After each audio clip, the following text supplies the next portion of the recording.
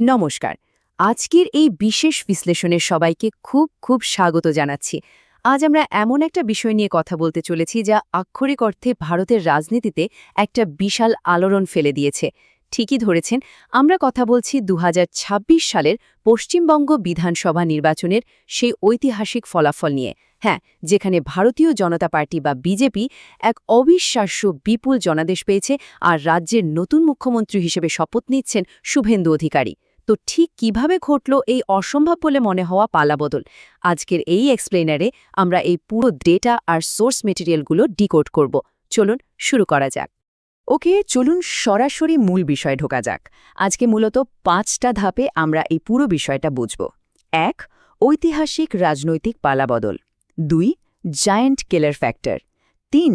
বিজেপির কৌশলগত সমীকরণ। ৪. পূর্বের সীমান্ত। এবং সবশেষে ৫. আগামী দিনের নতুন সরকারের সামনে কি কি চ্যালেঞ্জ থাকছে। তো আমাদের প্রথম পয়েন্ট, ঐতিহাসিক রাজনৈতিক পালাবদল। নির্বাচনের ফলাফল বেরোনোর ঠিক পরের পরিস্থিতিটা ভাবুন একবার। বিদায়ী মুখ্যমন্ত্রী প্রাথমিকভাবে পদত্যাগ করতে রাজি না হলেও শেষ পর্যন্ত রাজ্যপাল পুরনো বিধানসভা ভেঙে দেন, আর এভাবেই নতুন সরকার গড়ার রাস্তাটা পরিষ্কার হয়ে যায়। এখন এই স্লাইডের সবচেয়ে আকর্ষণীয় দিকটা হল বিজয়ের এই বিশাল স্কেল। একটু খেয়াল করে দেখুন, মোট ২৯৪টি আসনের মধ্যে বিজেপি একাই তুলে নিয়েছে ২০৮টি আসন, আর অন্যান্য সব দল মিলে পেয়েছে মাত্র ৮৬টি। জাস্ট ভাবুন, এটা শুধু একটা সাধারণ জয় নয়, বরং বাংলার রাজনীতিতে গত প্রায় ৫০ বছর ধরে চলা অবিজেপি আদর্শের যে একটা একচ্ছত্র আধিপত্য ছিল তার একেবারে চূড়ান্ত অবসান।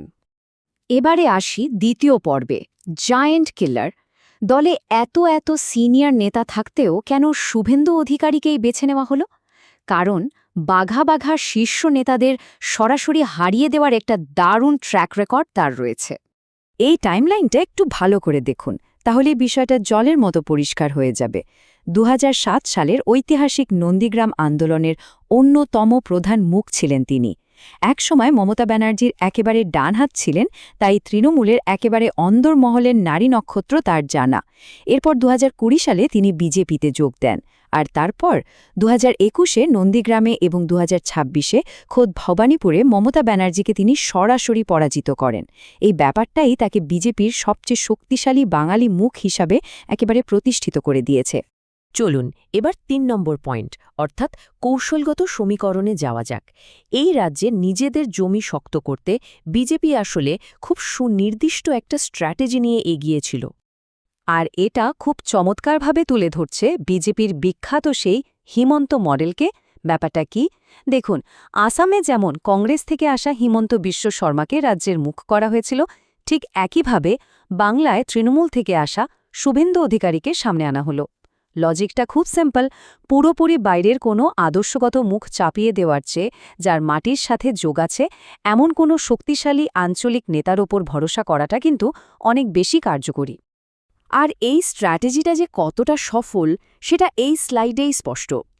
হিন্দুত্ব আর বাঙালি আঞ্চলিক পরিচয়ের একটা অসাধারণ মেলবন্ধন ঘটিয়ে তারা বিভিন্ন সমাজকে এক জায়গায় আনতে পেরেছেন। একদিকে দেশভাগের পর আসা হিন্দু উদ্বাস্তু আর মতুয়া সম্প্রদায়, অন্যদিকে শহরে মধ্যবিত্ত শ্রেণী, যারা দুর্নীতি আর বেকারত্বে একেবারে তিতিবিরক্ত হয়ে পড়েছিলেন। এর সাথে জঙ্গলমহলের উপজাতি এবং ওবিসি ভোটারদের ব্যাপক সমর্থন এই জয়ের রীতিমতো গেম চেঞ্জার হিসেবে কাজ করেছে। এবার এই তুলনাটা দেখুন, দিলীপ ঘোষ বা সুকান্ত মজুমদারের মতো অন্যান্য নেতাদের তুলনায় শুভেন্দু অধিকারীর রাজনীতিক পুঁজিটা একটু অন্যরকম। তৃণমূল স্তরে ব্যাপক যোগাযোগ, গোটা রাজ্য জুড়ে কর্মী সমাবেশ করার ক্ষমতা আর কর্মীদের আনুগত্য, এসব তো আছেই, কিন্তু এর পাশাপাশি ওনার ঘোষিত সম্পত্তির পরিমাণটা একবার দেখুন। মোটে ৮৫ লক্ষ টাকা, হাতে ক্যাশ মাত্র ১২,০০০, আর নিজের নামে কোনো গাড়ি পর্যন্ত নেই। একজন এত বড় মাপের নেতার এই সাদামাটা জীবনযাপন সাধারণ মানুষের কাছে তার এই মাস লিডার বা জননেতার ভাবমূর্তিকে আরও অনেক বেশি জোরালো করেছে। আমরা চলে এসেছি ৪ নম্বর পর্বে, পূর্বের সীমান্ত। বৃহত্তর ভূরাজনৈতিক দিক থেকে দেখতে গেলে বাংলার এই ক্ষমতা দখল শাসক দলের জন্য আক্ষরিক অর্থেই একটা বিশাল মাইলস্টোন। কেন জানেন? কারণ এটা শুধু একটা নির্বাচন জয় নয়, এটা হলো ৫০ বছর ধরে চলে আসা বামপন্থী বুদ্ধিবৃত্তিক ঐতিহ্য আর ভাষাগত জাতীয়তাবাদের একটা বিরাট প্রাচীর ভেঙে ফেলা। এই জয়ের ফলে বঙ্গোপসাগরীয় অঞ্চলে দলের প্রভাব যেমন বাড়বে, তেমনি রাজ্যসভাতেও সাংসদ সংখ্যা অনেকটা বেড়ে যাবে। অর্থাৎ ঐতিহাসিক আর সাংস্কৃতিক দুই দিক থেকেই এই জয়টার গুরুত্ব কিন্তু অপরিসীম। কিন্তু সব শেষে আমাদের ৫ নম্বর পয়েন্টে আসতেই হচ্ছে আগামী দিনের চ্যালেঞ্জ। কারণ একটা আগ্রাসী বিরোধী দল থেকে একটা কার্যকর শাসক দলে পরিণত হওয়াটা মোটেও কোনো ম্যাজিক নয়। এর পথে প্রচুর কাঁটা বিছানো আছে। চলুন সামনের দিকে এগোই এবং দেখি কিভাবে এই পরিস্থিতিটা তৈরি হচ্ছে।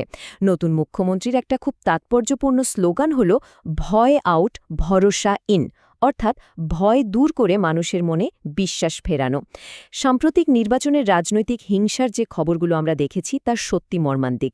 এমনকি রিপোর্ট বলছে খোদ শুভেন্দু অধিকারীর ব্যক্তিগত সহকারীও এই ধরনের হিংসার শিকার হয়েছেন।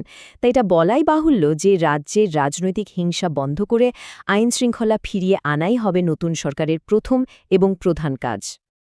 তবে শুধু আইন শৃঙ্খলা নয়, প্রশাসন চালানোর ক্ষেত্রেও আরও পাহাড় প্রমাণ বাধা অপেক্ষা করছে।